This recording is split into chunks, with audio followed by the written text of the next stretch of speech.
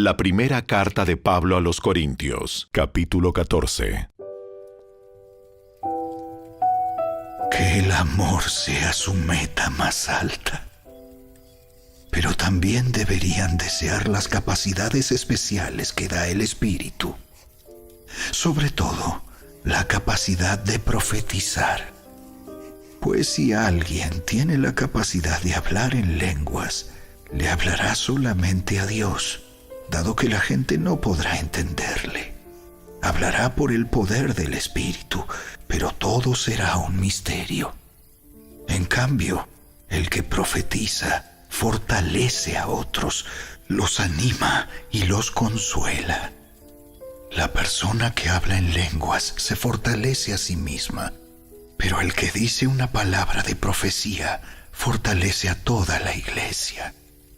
Yo desearía que todos pudieran hablar en lenguas, pero más aún me gustaría que todos pudieran profetizar, pues la profecía es superior que hablar en lenguas, a menos que alguien interprete lo que se dice, para que toda la iglesia se fortalezca. Amados hermanos, si yo fuera a visitarlos y les hablara en un idioma desconocido, ¿de qué les serviría a ustedes? En cambio, si les llevo una revelación, o un conocimiento especial, o una profecía, o una enseñanza, eso sí les sería de ayuda. Aún los instrumentos inanimados como la flauta y el arpa tienen que emitir sonidos nítidos, o nadie reconocerá la melodía. Si el toque de trompeta no es entendible, ¿cómo sabrán los soldados que se les llama a la batalla? Lo mismo ocurre con ustedes. Si hablan a la gente con palabras que no entienden, ¿cómo podrían saber lo que ustedes dicen? Sería igual que hablarle al viento. Hay muchos idiomas diferentes en el mundo y cada uno tiene significado. Pero si no entiendo un idioma, soy un extranjero para el que lo habla, y el que lo habla es un extranjero para mí. Lo mismo ocurre con ustedes.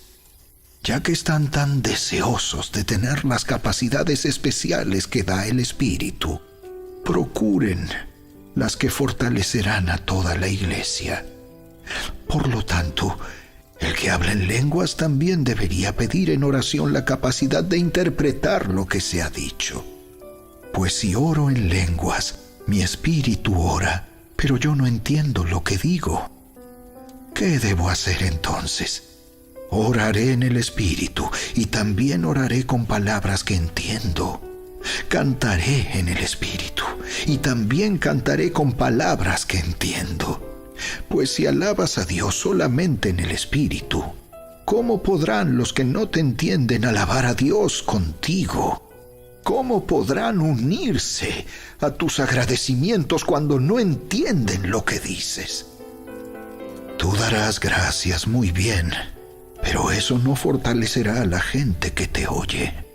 Yo le agradezco a Dios que hablo en lenguas más que cualquiera de ustedes, pero en una reunión de la iglesia, para ayudar a otros preferiría hablar 5 palabras comprensibles que 10,000 palabras en un idioma desconocido. Amados hermanos, no sean infantiles en su comprensión de estas cosas.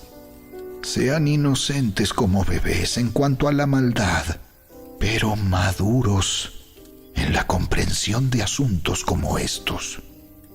En las Escrituras está escrito: hablaré a mi propio pueblo en idiomas extraños y mediante labios de extranjeros, pero aún así no me escucharán. Así que, como ven, el hablar en lenguas es una señal no para los creyentes, sino para los incrédulos. La profecía, sin embargo, es para el beneficio de los creyentes, no de los incrédulos.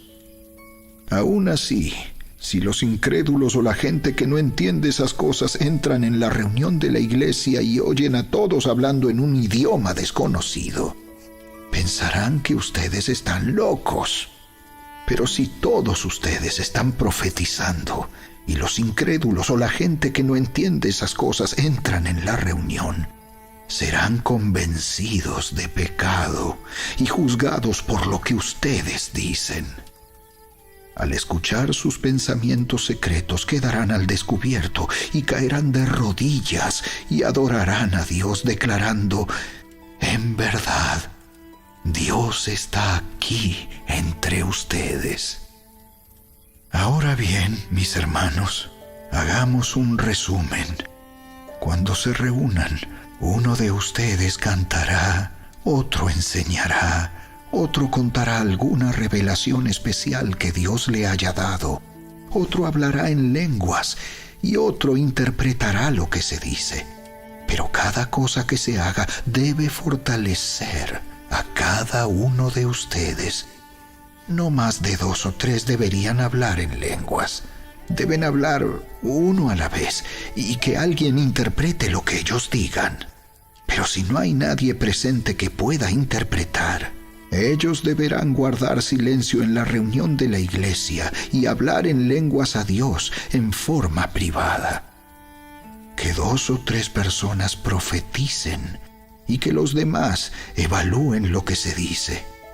Pero si alguien está profetizando y otra persona recibe una revelación del Señor, el que está hablando debe callarse.